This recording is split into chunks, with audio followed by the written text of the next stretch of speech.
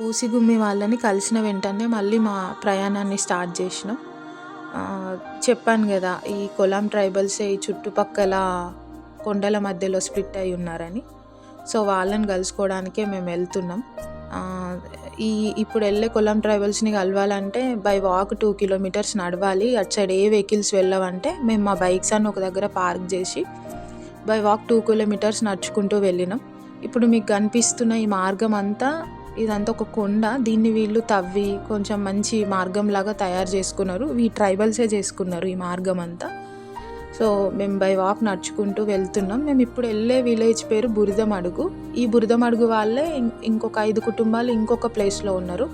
యాక్చువల్గా వాళ్ళని కూడా కలుద్దాం అనుకున్నాం. కాకపోతే మేము వీళ్ళని కలిసేసరికి చాలా లేట్ అయ్యింది.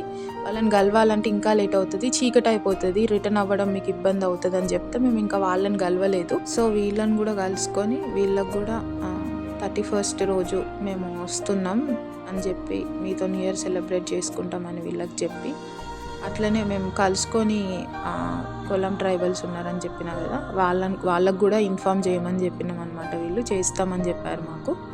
సో వీళ్ళందరినీ పూసిగుమ్మిలో మేము గ్యాదర్ చేసి ఆ రోజు వీళ్ళతో మనం న్యూ ఇయర్ సెలబ్రేట్ చేసుకోబోతున్నాం.